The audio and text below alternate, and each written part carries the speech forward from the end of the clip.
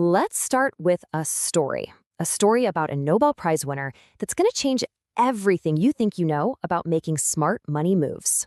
So this guy, Harry Markowitz, is a literal genius. He created something called modern portfolio theory, basically a super complex formula for getting the absolute best return on your investments. It's the mathematical foundation for how trillions of dollars are managed today. He literally wrote the book on the most rational way to invest. Yeah, you heard that right.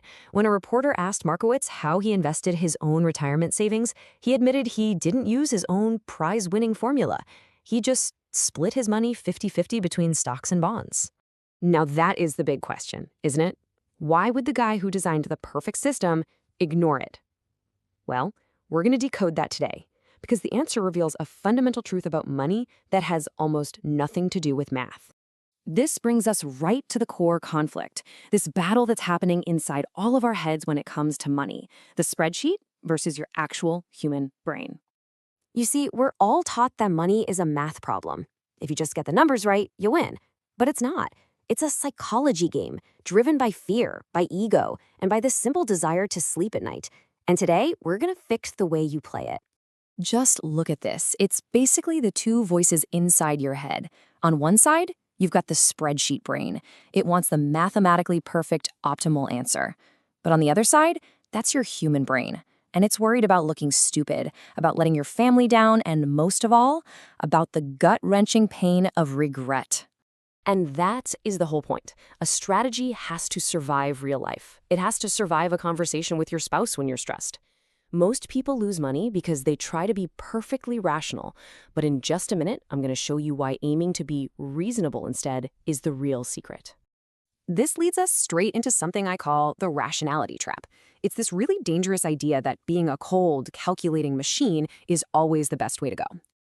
So what is rational investing? Well, on paper, it's making decisions based purely on the numbers to get the best possible outcome. No emotions, no gut feelings, just pure math. Sounds great, right?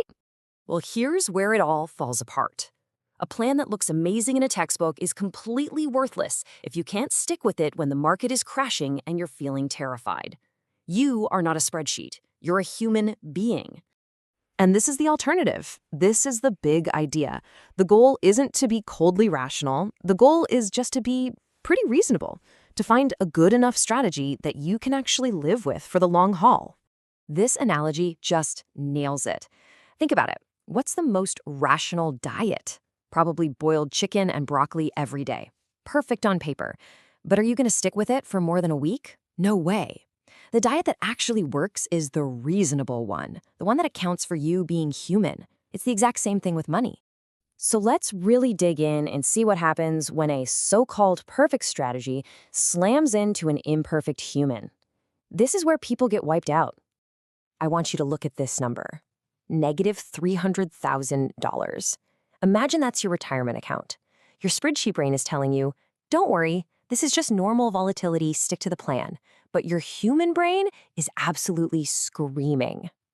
So be really honest with yourself. Could you watch your family's future get torched like that and just do nothing? For almost everyone, the answer is a hard no. The emotional pain gets to be too much. They panic and they sell everything right at the bottom. And this is so crucial. The best strategy isn't the one with the highest possible returns on a spreadsheet. It's the one you can actually stick with when your hair is on fire. Endurance will always beat brilliance in this game. So if the perfect plan is a trap, what's the answer? Well, it's about changing your entire goal.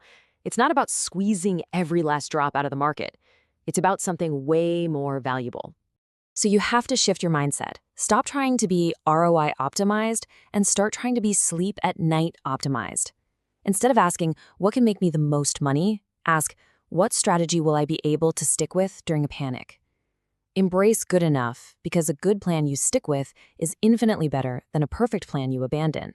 This quote from author Morgan Housel is just a perfect example. On paper, paying off a low-interest mortgage early is a bad financial move. The math says you'd earn more by investing that money. But he did it anyway. Why? Because the peace of mind, that feeling of owning his home outright, was worth more than any potential return. That's a reasonable decision, not a rational one. And that brings us right back to our Nobel Prize winner and the mystery we started with.